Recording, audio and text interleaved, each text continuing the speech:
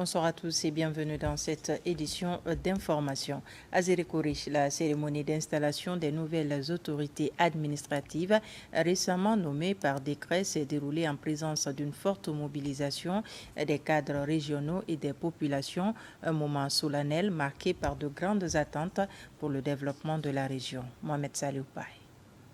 À la Maison des Jeunes de Zérekore, autorités locales, cadres administratifs et citoyens se sont donné rendez-vous pour assister à l'installation officielle des nouvelles autorités régionales, préfectorales et communales de la capitale forestière. Un instant de solennité marqué par des engagements en faveur du développement socio-économique durable de la région.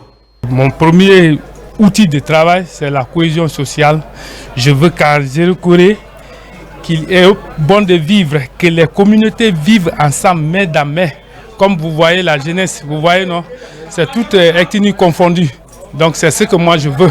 Je vous rassure que je serai à la disposition des braves et laborieuses populations des Zérekore, celles que je suis venu servir loyalement, connaissant la valeur de cette population engagée et déterminée pour soutenir les actions salvatrices de Monsieur le Président de la République. Je me mettrai à la disposition de toute la population de Zérekore, ensemble qu'on arrive à faire notre nécessaire pour amorcer le développement de cette préfecture. Zérekore est une terre riche de diversité, de culture et d'histoire. En tant que gouverneur, ma mission sera de servir chacun d'entre vous, de promouvoir le développement durable et de veiller à ce que notre région prospère dans la paix et l'harmonie. Ensemble, avec le CNRD, à travers le projet Simandou 2040, nous allons bâtir un avenir meilleur pour nos enfants. En procédant à l'installation officielle de ces cadres dans leurs nouvelles fonctions, les émissaires du département de l'administration du territoire rappellent les attentes des autorités au plus haut niveau en matière de gouvernance locale. L'administration territoriale, au regard de son rôle décisif dans la gestion de la vie nationale et considérant sa forte prépondérance dans la résolution des problèmes liés à la bonne gouvernance, il importe que vous agissez au nom du gouvernement dans le cadre de la gestion des circonscriptions territoriales. Soyez l'incarnation des valeurs cardinales, de la probité, de la célérité, de l'intégrité, de la rigueur, du respect de la hiérarchie, de la discrétion dans le travail. Le ministère de l'administration du territoire et de la décentralisation, département transversal en matière d'administration publique et de développement à la base, a initié des réformes nécessaires pour un changement profond dans le domaine de la gestion administrative territoriale. Installé à la tête de la région administrative et de la préfecture de Zérekore, colonel Ali Badra Kamara, colonel Seni Silver et Nyankoy Oscar Lama sont appelés à travailler désormais ensemble afin de fédérer toutes les composantes sociales de la Guinée forestière autour des idéaux de développement de paix prônés par la gouvernance CNRD. Le président de la République a offert 1000 sacs de riz et de l'eau aux populations de Boké. La remise a eu lieu ce week-end par la synergie GMD 25 et l'Union des fils ressortissants de la préfecture aux fidèles musulmans et chrétiens. Une action humanitaire qui vise à soulager les bénéficiaires en ce moment de pénitence. Compte rendu, Bakary Bamba Kondi. Dans la préfecture de Boké, la synergie GMD 25 et l'Union pour le développement de Boké ont procédé à la remise d'un important don de vivres. Il s'agit de 1000 sacs de riz, de l'eau ainsi qu'une enveloppe symbolique offerte par le chef de l'État aux fidèles musulmans et chrétiens de la localité à l'occasion des mois saints de Ramadan et du Carême.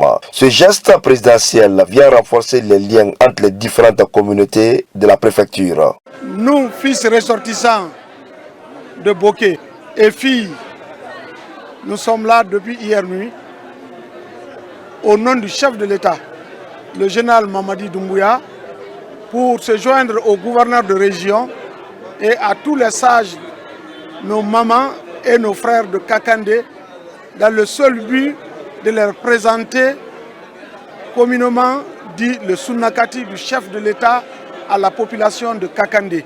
Ces denrées sont réparties dans toutes les sous-préfectures musulmanes et chrétiennes de Boké sous la supervision du gouvernorat selon les représentants du chef de l'État. Elles vont ainsi soulager les bénéficiaires dans leurs traditions alimentaires en fonction des différentes confessions religieuses.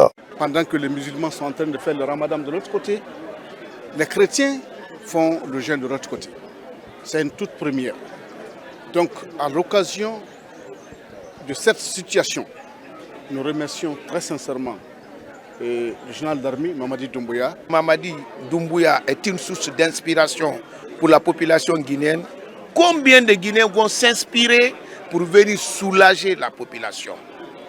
Je suis encore beaucoup plus heureux par la reconnaissance de la population envers l'homme providentiel, le général Mamadi Doumbouya. En cette période de pénitence, cet acte du président de la République renforce l'adhésion des fidèles musulmans et chrétiens de Kakandé à ces nobles idéaux de développement, tout en soulignant l'importance du soutien mutuel entre tous les fils du pays. C'est un ouf de soulagement pour les fidèles musulmans de Madina Centre Foulaba. Ils viennent de bénéficier d'une nouvelle mosquée qui leur permettra d'accomplir leurs devoirs religieux sans parcourir de longues distances. Cette mosquée a vu le jour grâce à la contribution des commerçants et des personnes de bonne volonté de la localité. Reportage de Marwan Kamara. Au centre commercial Foulaba, dans le grand marché de Madina, les commerçants et autres fidèles musulmans peuvent désormais accomplir leurs devoirs religieux à proximité. Ils viennent de bénéficier d'une nouvelle mosquée construite et équipée grâce à la synergie d'action des bonnes volontés. Nous tenons à vous témoigner que la mosquée était incluse dans la construction de ce bâtiment à vocation commerciale dès la pose de la première pierre. Et cela démontre, sans jambage, l'attachement du donateur, El Hazard Aboubakar Diallo Foulaba pour les intimes et tous ses partenaires de leur attachement aux valeurs religieuses. Les commerçants qui exercent leurs activités dans ce centre ont brillé par leur foi et leur croyance pour encourager l'initiative de réaliser cette mosquée. Ce lieu de culte n'est désormais la propriété privée de personne, mais celle d'Allah subhanahu wa ta'ala. Et l'usage est dédié à toute la communauté musulmane. J'ai fait ça avec mes copains. Dieu nous a aidés, on a commencé ça au début jusqu'à la fin, il n'y a pas eu de problème. C'est que tout ce que Dieu te donne, si tu as pour l'avenir au-dedans, c'est très important. En plus, je remercie le gouvernement qui nous a sécurisés pour faire ça. On le remercie beaucoup, on le souhaite bonne chance. Cette nouvelle infrastructure religieuse vient répondre aux besoins cruciaux des fidèles musulmans de Madina Centre Foulaba qui parcouraient des distances pour accomplir leurs devoirs religieux. Toute une satisfaction pour les bénéficiaires. Nous disons merci à l'ordonnateur et nous demandons aussi à tous les fidèles musulmans qui résident dans ce centre-là, que ce soit les commerçants, ceux qui viennent payer, de prendre soin de ces bijoux qu'ils nous ont offerts.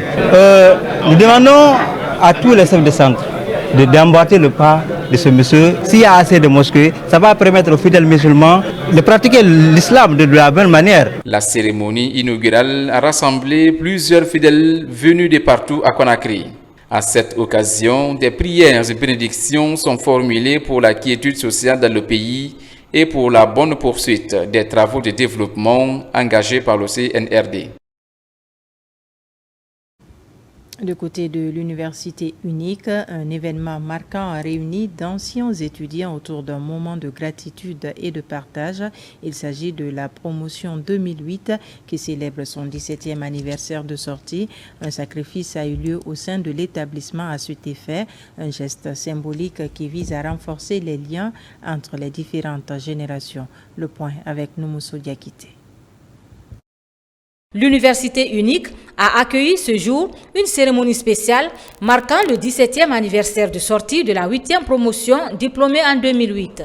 À cette occasion, un grand sacrifice a été organisé par plusieurs anciens étudiants réunis pour la première fois depuis leur départ de l'institution. Le choix d'effectuer ce sacrifice au sein de l'université n'est pas anodin. Pour les organisateurs, cet établissement a été la base de leur réussite professionnelle et personnelle. Nous avons quitté depuis 2008 et Dieu faisant, on n'a pas pu faire de sacrifice depuis cette date.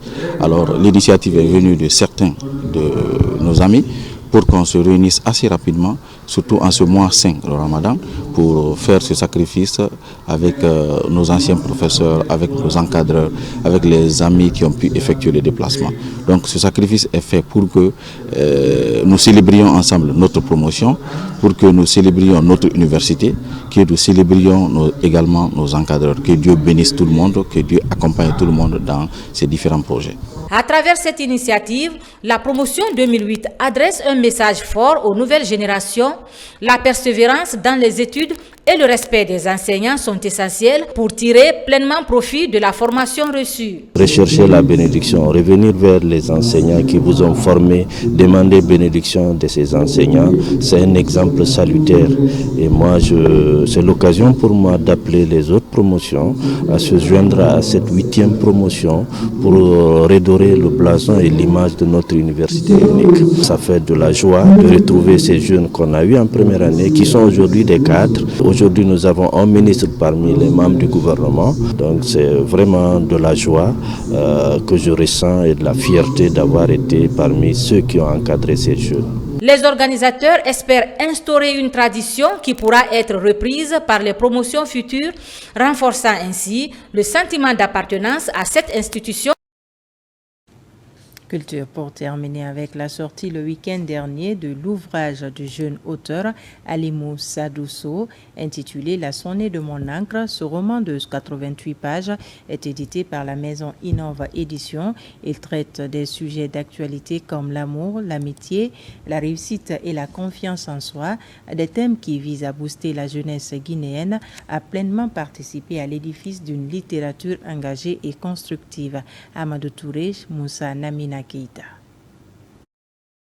Du nouveau dans les rayons des amoureux de la lecture, il s'agit de cette œuvre littéraire, La sonnée de mon encre du jeune auteur Alimou Sadousso, diplômé de l'Université générale Lansana Conté de Symphonia. Alimou Sadousso est né et grandi à Koloma, en banlieue de la capitale guinéenne, une localité qui a bien inspiré cette première œuvre. Tout ce que je pourrais dire à la jeunesse guinéenne, c'est d'être vraiment résiliente. En fait, nous devons être résilients, faire face aux défis qui nous font face dans ces pays.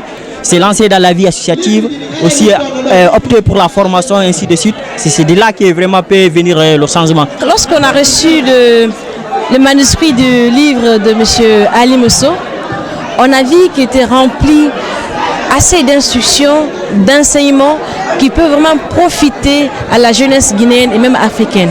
Jeune entrepreneur, Alimou est aussi un passionné de l'innovation et de l'entrepreneuriat jeune. Fondateur du projet Walike, l'auteur a été membre actif de la Jeune Chambre internationale Conakry Excellence, au sein de laquelle il a forgé son goût pour le service à la communauté. Alimou Sadousso, un jeune qui incarne vraiment aujourd'hui la ténacité, le courage et l'engagement citoyen. Nous avons été témoins d'une brillante présentation ici aujourd'hui lors de la dédicace de ce livre. Pour le pays, la Guinée, pour tous les jeunes, je pense que nous devons prendre l'exemple sur ces genres de jeunes avec la vision que nous avons pour ce pays, pour la Guinée. Je rencontre tous les jours des jeunes qui ne croient pas en eux, qui ne croient pas en ce pays. Et celui qui m'a le plus marqué, c'est un jeune de 15 et 17 ans de pouvoir la grâce. Avoir des Alimou Mousso pour nous nous prouve qu'il est encore possible de croire en ce pays. Cet ouvrage de 88 pages reparti en 46 poèmes produit par la maison édition traite de l'actualité du juvénile, l'amour, l'amitié, la réussite, la confiance